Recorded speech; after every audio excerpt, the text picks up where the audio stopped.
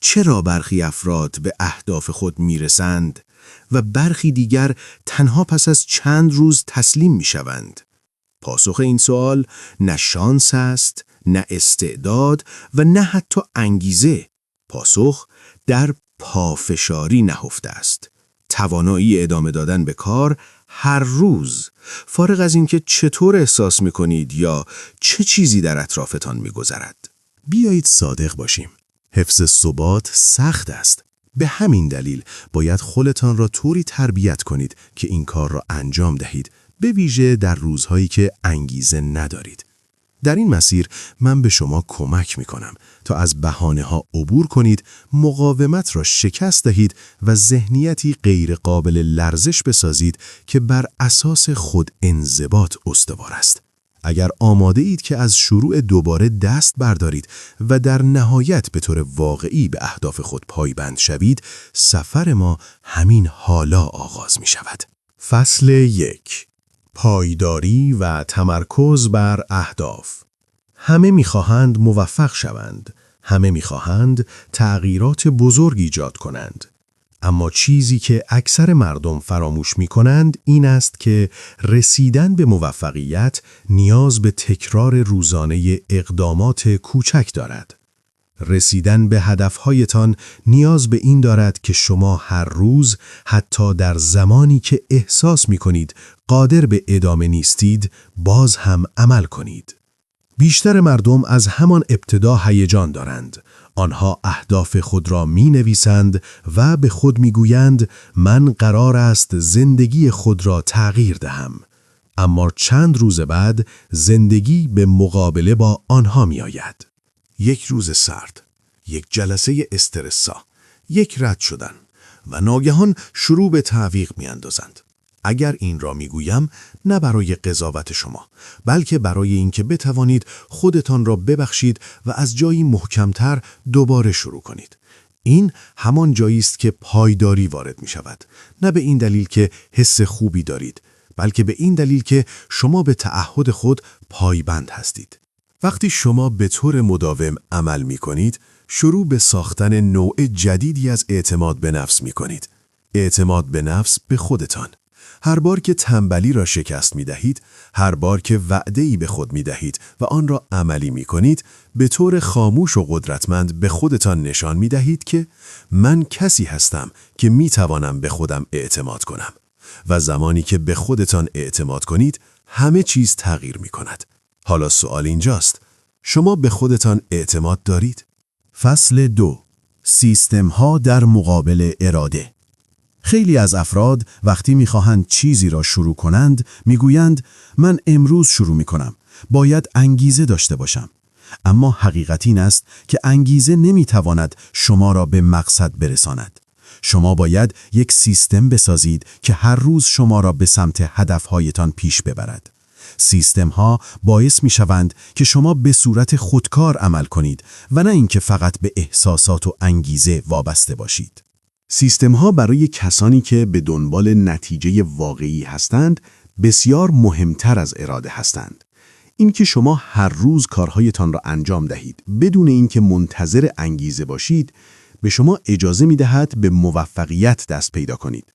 این همان تفاوتی هست که بین کسانی که به سرعت شروع می‌کنند و کسانی که در پایان برنده می‌شوند وجود دارد. بنابراین اگر شما بخواهید نویسنده شوید، سیستم شما باید این باشد که روزانه 30 دقیقه نویسندگی کنید. اگر می‌خواهید کتابی بنویسید، سیستم شما این خواهد بود که هر روز 30 دقیقه وقت بگذارید و بنویسید. همین. نگاهی به کسانی که به موفقیت رسیده‌اند بیاندازید. آیا آنها همیشه احساس انگیزه می‌کنند؟ خیر. آنها هم روزهایی را دارند که حس خوبی نمی‌کنند. اما سیستم و عادت‌هایشان است که به آنها کمک می‌کند. سیستم‌هایی که به شما آزادی می‌دهند، نه آزادی در انتخاب، بلکه آزادی در حرکت به سمت هدف‌هایتان، بدون اینکه هر روز لازم باشد تصمیم بگیرید. فصل 3. چرا بیشتر مردم زود تسلیم می‌شوند؟ چرا برخی از مردم به سرعت تسلیم می‌شوند و تنها پس از چند روز از هدف خود دست می‌کشند؟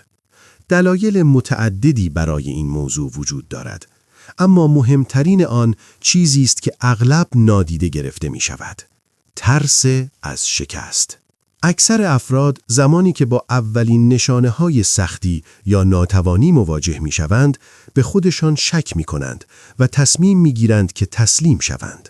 اینجا جایی است که بسیاری از مردم از هدفشان فاصله می گیرند، اما باید بدانید که تسلیم شدن در برابر سختی‌ها چیزی نیست جز نشانه‌ای از ضعف اراده و ایمان به هدفهایتان.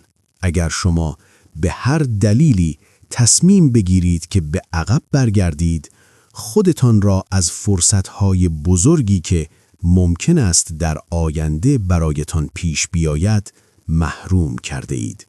مقاومت در برابر سختی‌ها و ادامه دادن به مسیر همان چیزی است که افراد موفق را از دیگران متمایز می‌کند. پس اگر شما می‌خواهید در زندگی به چیزی دست پیدا کنید، باید بتوانید از این لحظات طاقت فرسا عبور کنید و در این لحظات انتخاب کنید که تسلیم نشوید. فقط کسانی که در برابر سختی‌ها ایستادگی می‌کنند موفق می‌شوند. فصل 4: بازسازی اعتماد به نفس از طریق تداوم. اعتماد به نفس چیزی نیست که یک شبه ساخته شود، بلکه یک فرایند است که از تداوم و تعهد به خود شروع می شود. هر بار که شما به قولی که به خودتان داده اید عمل می کنید، یک قدم به سوی اعتماد به نفس بیشتر و استحکام ذهنی برداشته اید. هر عمل کوچک، حتی اگر در ابتدا تأثیر زیادی نداشته باشد، در نهایت به شکلی بزرگتر و قویتر تبدیل می شود. افراد موفق به هیچ وجه در هر لحظه از زندگی خود احساس اطمینان نمی کنند. آنها هم روزهایی دارند که احساس شک و تردید دارند، اما تفاوت اصلی اینجاست که آنها همچنان به تعهداتشان ادامه می دهند. به همین دلیل است که آنها قادر به پیشرفت و موفقیت در طول زمان هستند. اگر شما می‌خواهید اعتماد به نفس خود را تقویت کنید، شروع کنید به انجام دادن کارهای کوچکی که در مسیرتان هستند. به خودتان ثابت کنید که شما قادر به انجام کارهایی هستید که قبلاً به آنها شک داشتید. در نهایت این کارهای کوچک به یک ویژگی درونی تبدیل می‌شوند که شما را در مواجهه با چالش‌ها ثابت قدم نگه می‌دارد. فصل 5: نبرد با مقاومت و راهکارهای غلبه بر آن. همه ما با مقاومت روبرو می‌شویم. این انرژی منفی است که زمانی که به سمت اهداف خود پیش می‌رویم، سرک می‌کشد و سعی می‌کند ما را از ادامه راه باز دارد. مقاومت به صورت افکار منفی، ترس‌ها و تردیدها به سراغ ما می‌آید و به ما می‌گوید که این مسیر دشوار است یا بهتر است امروز را کنار بگذاریم. اما نکته‌ای که بسیاری از افراد موفق فهمیده‌اند این است که مقاومت هرگز از بین نمی رود، اما می توانیم از آن عبور کنیم. زمانی که احساس می کنید از ادامه دادن خسته شده اید، وقتی همه افکارتان به سمت تسلیم شدن می رود، باید از خود بپرسید چگونه می توانم از این لحظه عبور کنم؟ در این لحظات بهترین راهکار این است که به جای تسلیم شدن اقدام کنید. حتی اگر احساس نمی کنید آماده هستید، حتی اگر شرایط مطلوب نیست، بهترین کاری که می توانید انجام دهید این است که یک قدم کوچک بردارید. یک فعالیت کوچک می تواند به شما کمک کند تا ذهن خود را از مقاومت و افکار منفی خارج کنید و به سمت حرکت در مسیر خود برگردید. افرادی که در برابر مقاومت می ایستند و با آن مبارزه می کنند، توانایی بیشتری در پیشرفت و تحقق اهداف خود دارند. فصل 6: مهمترین راز موفقیت، تکرار و پایداری است. یکی از بزرگترین اسرار موفقیت در زندگی تکرار و پایداری است. وقتی از کسی میپرسید که چگونه به هدفی رسیده، اغلب آنها به شما خواهند گفت که این موفقیت به خاطر توانایی‌ها، شجاعت یا حتی شانس نبوده است. موفقیت واقعی نتیجه تکرار مداوم کارها و انجام اقدامات کوچک به طور مستمر است. افراد موفق فهمیدند که پیشرفت فقط به دلیل یک اقدام بزرگ یا یک موفقیت شگفت‌انگیز اتفاق نمی‌افتد، بلکه این روند با تکرار روزانه انجام می‌شود. این تکرار است که بر اساس زمان در نهایت تغییرات بزرگی را به وجود می‌آورد. پس هر روز که به مسیر خود ادامه می‌دهید، حتی اگر گاهی به نظر نرسد که پیشرفتی داشته اید، بدانید که در حال ساختن آینده‌ای قوی‌تر و پایدارتر هستید. مهم نیست که چقدر کند حرکت می‌کنید. آنچه که اهمیت دارد این است که هر روز در مسیر خود ادامه دهید. فصل 7. نقش محیط در رسیدن به موفقیت. محیط شما بیش از آنچه که فکر می کنید بر نتایج زندگیتان تأثیر دارد. اگر در محیطی قرار دارید که شما را به سمت موفقیت هدایت نمی کند یا شما را به سمت افکار و عادات منفی می کشاند، تغییر در آن محیط می تواند نقطه شروعی برای موفقیت‌های بزرگ باشد. محیطتان شامل فضاهای فیزیکی است که در آن زندگی می کنید، افرادی که اطرافتان هستند و حتی منابعی که در دسترستان قرار دارد. اگر شما به دنبال پیشرفت هستید، باید توجه ویژه‌ای به محیط اطراف خود داشته باشید و آن را طوری طراحی کنید که از شما پشتیبانی کند. برای مثال، اگر می‌خواهید کتابی بنویسید، باید محیطی آرام و مناسب برای نوشتن ایجاد کنید. اگر قصد دارید تناسب اندام خود را بهبود دهید، باید محیطی برای تمرین کردن و راحتی جسمی خود بسازید. شما می توانید محیط خود را به طور آگاهانه و با دقت تغییر دهید تا به شکلی از آن استفاده کنید که شما را به سمت هدف‌هایتان سوق دهد. انتخاب افراد درست برای همصحبتی نیز اهمیت زیادی دارد. اگر شما با افرادی محاصره شده اید که شما را به سمت اهداف منفی می‌کشند یا شما را از تلاش باز می‌دارند، باید تلاش کنید تا از این افراد فاصله بگیرید و با کسانی وقت بگذرانید که شما را به پیشرفت و موفقیت تشویق می‌کنند. فصل 8. چگونه از مقاومت عبور کنیم و در مسیر خود ادامه دهیم؟ مقاومت به عنوان یکی از بزرگترین موانع در راه رسیدن به اهداف همیشه در مسیر شما وجود خواهد داشت. این نیروی منفی می تواند به صورت افکار منفی، شک و تردید یا حتی ترس از شکست ظاهر شود. وقتی با چنین مقاومتی روبرو می شوید، اولین واکنش طبیعی شما ممکن است این باشد که تسلیم شوید یا از ادامه مسیر دست بکشید. اما حقیقت این است که مقاومت همیشه بخشی از فرایند رشد است. مقاومت به شما نشان می‌دهد که در مسیر درستی قرار دارید و تنها کسانی که قادرند از آن عبور کنند در نهایت به موفقیت می‌رسند. برای مقابله با این مقاومت باید اولین کاری که انجام دهید این باشد که بپذیرید هر گام در مسیر موفقیت در برابر مقاومت خواهد بود. پس از پذیرش این موضوع، باید استراتژی‌های مقابله با مقاومت را در خود ایجاد کنید. یکی از بهترین روش‌ها این است که به خود یادآوری کنید که این تنها یک مرحله است و ادامه دادن تنها راهی است که می‌تواند شما را به موفقیت برساند. وقتی با مقاومت روبرو می‌شوید، قدم‌های کوچک و قابل انجام را برای خود انتخاب کنید تا از فشار زیاد روی خود جلوگیری کنید. شما قادر خواهید بود از این مراحل سخت عبور کنید و به رشد و پیشرفت ادامه دهید، همانطور که بسیاری از افراد موفق این مسیر را پیمودند. فصل 9.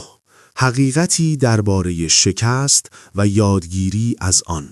شکست یکی از بزرگترین ترس‌هایی است که اغلب افراد در مسیر رسیدن به اهدافشان با آن مواجه می‌شوند. اما نکته‌ای که بسیاری از افراد نمی‌دانند این است که شکست بخشی از فرایند رشد است و نمی‌توان از آن اجتناب کرد. هیچ فرد موفقی بدون مواجهه با شکست‌های متعدد به موفقیت نرسیده است. شکست به شما این فرصت را می‌دهد که درس‌هایی که نیاز دارید را بیاموزید و به نحوی که قبلاً نمی‌توانستید رشد کنید. به جای اینکه شکست‌ها را به عنوان یک پایان ببینید، باید آنها را به چشم یک مرحله آموزشی ببینید که شما را به سمت موفقیت هدایت می‌کند. یکی از مهمترین نکات برای عبور از شکست این است که وقتی با آن روبرو می‌شوید، به خودتان اجازه دهید که احساسات منفی را تجربه کنید، اما هرگز تسلیم نشوید. افراد موفق کسانی هستند که پس از هر شکست به خود فرصت می‌دهند که دوباره برخیزند و ادامه دهند. آنها از شکست‌ها به عنوان فرصتی برای بهبود استفاده می‌کنند، نه چیزی که آنها را متوقف کند. بنابراین هر بار که با شکست روبرو می‌شوید، به خود یادآوری کنید که این تنها یک گام از فرایند یادگیری شماست و باید با انگیزه‌ای دوچندان به مسیر خود ادامه دهید. فصل 10. چگونه یک سیستم پایدار بسازیم و به اهدافمان دست یابیم؟ ساخت یک سیستم پایدار برای رسیدن به اهداف شما ضروری است. بسیاری از افراد تصور می‌کنند موفقیت به انگیزه و شور اولیه وابسته است، اما حقیقت این است که بدون یک سیستم عملیاتی مستمر رسیدن به اهداف بلند مدت بسیار دشوار خواهد بود. یک سیستم مناسب به شما کمک می‌کند که حتی در روزهایی که انگیزه کمی دارید، همچنان به کار خود ادامه دهید. این سیستم باید طوری طراحی شود که شما را به انجام کارهای روزانه مجبور کند، بدون نیاز به تصمیم گیری هر روزه.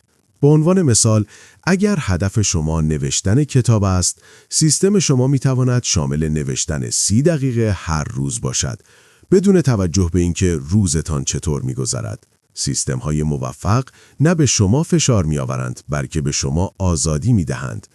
وقتی نیاز نباشد هر روز برای انجام کاری تصمیم بگیرید، انرژی و اراده شما برای مسائل مهمتر حفظ خواهد شد. این روش زندگی را از چیزهایی که باید انجام دهم به چیزهایی که به طور خودکار انجام می شود تبدیل می کند. یکی از بزرگترین اشتباهات در ایجاد سیستم‌ها این است که سعی می کنیم بیش از حد در ابتدای کار برنامه ریزی کنیم. راه حل ساده‌ای که بیشتر افراد از آن بهره‌مند می‌شوند، شروع از یک کار کوچک است که بتوانید به آن متعهد شوید و به تدریج آن را گسترش دهید. فصل 11. تسلیم نشدن و قدرت پشت آن. افرادی که هر روز به تلاش خود ادامه می‌دهند و هرگز تسلیم نمی‌شوند، از آنچه که دیگران می‌بینند و می‌شنوند فراتر می‌روند. اینها کسانی هستند که حتی در برابر مشکلات بزرگتر همچنان به حرکت خود ادامه می‌دهند. آنها از شکست‌ها درس می‌گیرند و از هر مانع فرصتی برای رشد می‌سازند. همه افراد با چالش‌ها و موانعی مواجه می‌شوند، اما تنها کسانی که به طور مداوم با آنها روبرو می‌شوند و ادامه می‌دهند از موفقیت‌های واقعی برخوردار خواهند شد. وقتی احساس می‌کنید که نمی‌توانید ادامه دهید، به خود یادآوری کنید که این لحظه یکی از مهمترین مراحل رشد شماست. چیزی که اغلب افراد نمی‌فهمند این است که وقتی کسی می‌گوید که در مواجهه با شکست‌ها دست نمی‌کشد، این به معنی بی‌علاقه بودن به شکست نیست. همه افراد با چالش‌ها و موانعی مواجه می‌شوند، اما تنها کسانی که به طور مداوم با آنها روبرو می‌شوند و ادامه می‌دهند، از موفقیت‌های واقعی برخوردار خواهند شد. همه افراد موفق در مسیر خود بارها شکست خورده‌اند. آنها توانسته‌اند از شکست‌ها درسی بگیرند و به جلو حرکت کنند و به همین دلیل است که توانسته‌اند به جایگاهی برسند که امروز هستند. یاد بگیرید که هیچ چیزی به نام شکست نهایی وجود ندارد. هیچگاه به خود اجازه ندهید که یک شکست شما را از راهتان منحرف کند. برعکس باید به شکست‌ها به عنوان فرصت‌های جدید نگاه کنید که به شما امکان می‌دهند راه درست را بیابید. فصل 12. تسلیم شدن در مقابل پیشرفت. در مسیر رسیدن به اهداف همواره با لحظاتی مواجه خواهید شد که احساس می‌کنید هیچ پیشرفتی نداشته اید. شاید در ابتدا با شور و شوق زیاد شروع کرده باشید، اما اکنون احساس می‌کنید که هیچ پیشرفتی به چشم نمی‌آید و همه چیز متوقف شده است. این زمانها می‌توانند از نظر روانی بسیار طاقت فرسا باشند، اما واقعیت این است که پیشرفت همیشه در لحظات مشهود دیده نمی‌شود. شما ممکن است در حال پیشرفت باشید، اما چون نتایج به سرعت قابل مشاهده نیستند، ممکن است احساس کنید که هیچ تغییر بزرگی رخ نداده است. این لحظات از دست دادن انگیزه به عنوان یک چالش طبیعی در روند رشد و پیشرفت شما شناخته می شوند. اگر به عمق این لحظات نگاه کنید، می‌بینید که این زمانها فرصتی برای بازبینی و ارزیابی استراتژی‌ها، روش‌ها و حتی خودتان هستند. ممکن است شما به طور ناخودآگاه از مسیر اصلی منحرف شده باشید یا به طور غیر مستقیم به هدف خود نزدیکتر شده اید، اما پیشرفت‌های شما هنوز نمایان نشده‌اند. برای کسانی که موفقیت‌های بلند مدت کسب کرده اند، این لحظات بخشی از فرایند طبیعی رشد است. آنها هیچگاه از مواجهه با شکست و موانع واهمه نداشتند، بلکه آنها را به عنوان فرصت‌های یادگیری و تکامل پذیرفتند. در واقع کسانی که از مسیرهای سخت و پرچالش عبور کرده اند، همیشه از اینکه پشتکار خود را از دست ندهند و به حرکت ادامه دهند استفاده کردند. اما سوال اصلی این است که چگونه میتوان در چنین مواقعی انگیزه خود را دوباره به دست آورد؟ برای پاسخ به این سوال باید گفت که حفظ تمرکز و یادآوری از اهداف اصلی بسیار مهم است. به خود یادآوری کنید که چرا در ابتدا شروع به حرکت کردید و چه چیزی شما را به این مسیر کشاند. اگر شما هدفی بلند مدت و پرمعنا داشته باشید، حتی زمانی که احساس می کنید در جایی گیر کرده اید، باز هم قادر خواهید بود ادامه دهید. این است که در نهایت موفقیت از آن کسی است که از تسلیم شدن اجتناب کرده و به راه خود ادامه می دهد. در لحظاتی که احساس می کنید انگیزه شما تمام شده است و هر چیزی به نظر دشوار می آید، باید به یاد بیاورید که این فقط یک مرحله است و می تواند تغییر کند. در واقع این لحظات به شما فرصتی می دهند تا استراتژی‌های جدیدی پیدا کنید و از شکست‌ها به عنوان سکوی پرتاب برای موفقیت‌های آینده استفاده کنید. فراموش نکنید که کسی که موفق شده است، در این لحظات احساس نکرده که همه چیز تمام شده است، بلکه آنها توانسته‌اند از این لحظات عبور کنند و به موفقیت برسند. در این زمانها خودتان را برای شروع مجدد آماده کنید.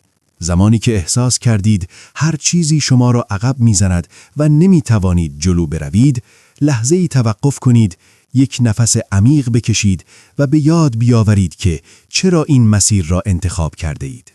همه چیز ممکن است موقتی باشد و فقط کسانی که به مسیر خود ادامه می‌دهند می‌توانند به نقطه‌ای برسند که در آن موفقیت نهایی قابل مشاهده باشد. هیچ وقت فراموش نکنید که سکوت پیشرفت به معنای عدم موفقیت نیست.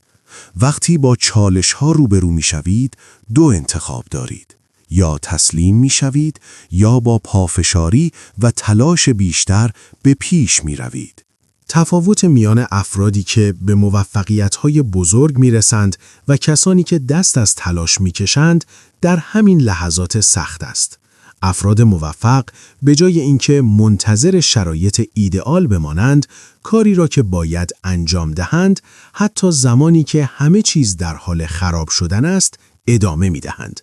آنها درک کردند که در طول مسیر هر شکست و هر چالشی فرصتی برای رشد است. این فرصت‌ها هستند که آنها را به فردی که امروز هستند تبدیل کردند. اگر در حال حاضر احساس می کنید که از مسیر خود خارج شده اید، بدانید که این فقط یک مرحله موقت است. فقط کافی است که دوباره برگردید. حتی اگر فقط با یک قدم کوچک شروع کنید. به یاد داشته باشید که پیشرفت واقعی به تدریج اتفاق می افتد، نه به طور ناگهانی. در این راه باید به خودتان اعتماد کنید. زمانی که خودتان را باور دارید، وقتی که ایمان دارید که می توانید در برابر هر چالشی مقاومت کنید، دنیا به شما پاسخ خواهد داد. اگر این پادکست برای شما مفید بوده و قصد دارید در مسیر پیشرفت و عدم تسلیم بیشتر پیش برید، کلمه ادامه را در کامنت ها بنویسید و این پادکست را با دیگران هم به اشتراک بذارید تا از فواید و برکات آگاه کردن اطرافیان خود بهره مند شوید.